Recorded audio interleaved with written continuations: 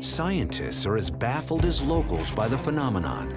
This is really weird. Where is this light coming from, or where is it going to? It kind of looks like a kind of demonic finger of light, you know, appearing in the gloom. This pulsating vertical light in the middle of the sky kind of reminds me of Independence Day, when the giant spaceship goes over the White House and then destroys everything.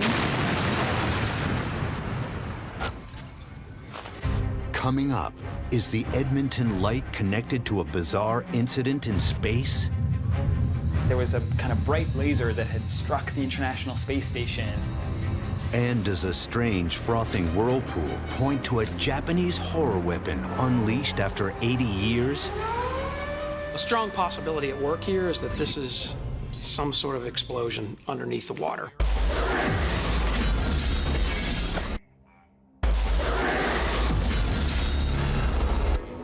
In the city of Edmonton, Canada, a sinister pulsating light hangs in the sky. Science journalist John Farrow discovers this is not the first time such a beam has been captured on camera, and the last time was from space. In December 2017, the year before this video was shot, there was a video making the rounds online that there was a kind of bright laser that had struck the International Space Station. Cameras on board the International Space Station captured the strange beam of light. The footage was then broadcast to millions of Americans via the station's live video feed. To this day, NASA have given no official explanation for the occurrence. The idea of a space laser really caught many people's imagination. And so when a mysterious light appears above Edmonton, people recall the year before the mysterious light above them on the International Space Station, and they start to connect the two. Science writer Amy Shira Teitel wonders if the beam is an attempt to communicate with extraterrestrial beings. One reason scientists shoot lasers out into space is actually to signal to potential alien life forms on other planets. NASA is open about its search for life in and beyond our solar system. In October 2019, it announced its instruments had picked up noises on Mars, which it described as dinks and donks.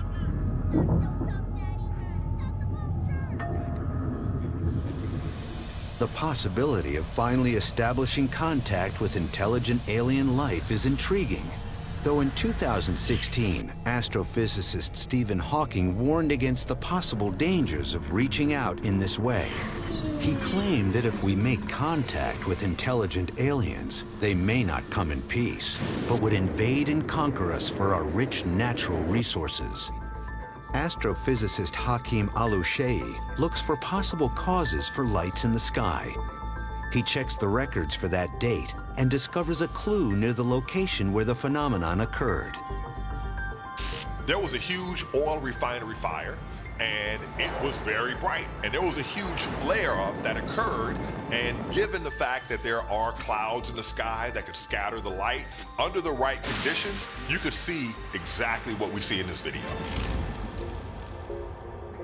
The refinery fire may have produced what meteorologists refer to as light pillars. These are caused by reflective ice crystals in the air, which are illuminated by a light source from the ground. But there's a problem with this theory. The beam in the footage looks wrong. Usually when we see light pillars, there's multiple pillars, and this is only one. There is still an element of mystery as to what's causing this light. Marina Reed Hale, who filmed the light, is convinced this was no natural phenomenon. The idea that it was caused by the refinery flares seemed a little too convenient. There was at least a part of me thinking that there was something more interesting than just some strange fluke.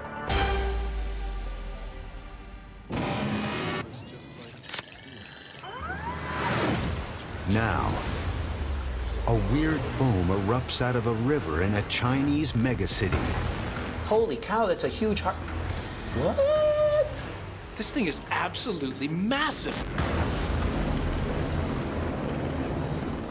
Experts fear a destructive Japanese weapon from World War II has accidentally exploded.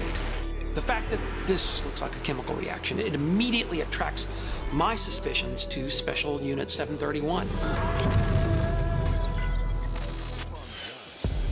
Hangzhou is China's answer to Silicon Valley, a bustling, technologically advanced city of 7.5 million people. October 17th, 2018. Office workers look out their windows to see a strange disturbance on the normally tranquil Chongteng River. The source is a circle of ominous bubbles, and the vortex spreads over an area of hundreds of feet. This is really unusual. I'm not quite sure what I'm looking at. As we zoom in, I realize that's not something floating on the water, but more like a froth that's generating around a whirlpool. This is something you would not see on a daily basis. All right, I need to see that again. That was crazy. Coming up, locals fear a deadly legacy of World War II. If what we're looking at here is a toxic spill, this is seriously bad news.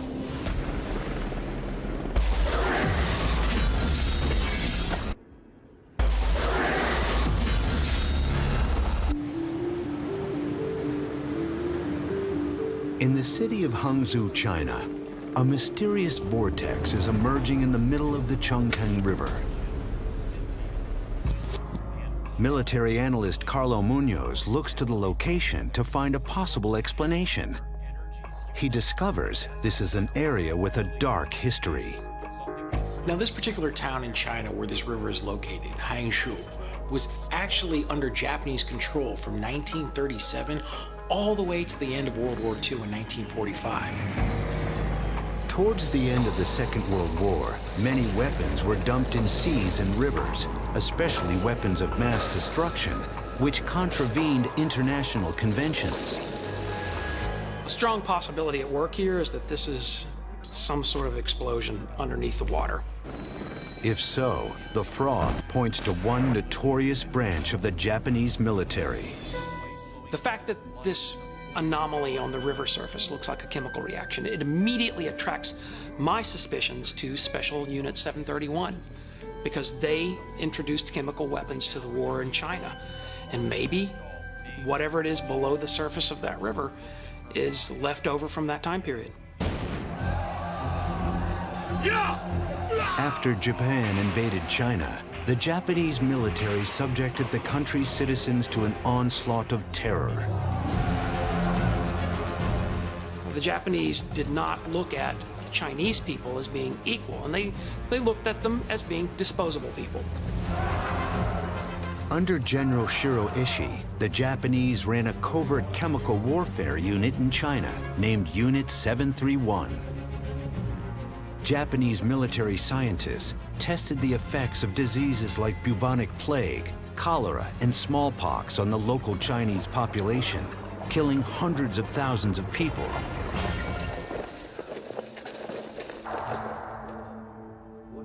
The unit's methods were twisted and bizarre. Special Unit 731 engaged in experimentation on Chinese subjects that sought to determine how quickly someone would lose an arm in exposure to frostbite. They engaged in vivisection operations against Chinese men, women, and children. All of this was being done in the interests of pseudoscientific research. Unit 731 experimented with horrific biological bombs deployed from aircraft, including a bubonic plague bomb which they dropped on at least 11 Chinese cities, leading to outbreaks of the gruesome disease. The unit also experimented with chemical weapons.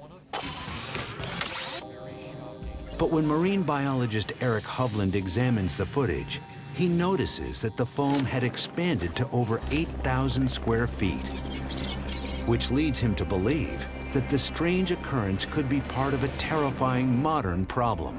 Within 20 minutes, that foam had expanded. This could be some kind of toxic foam buildup spill.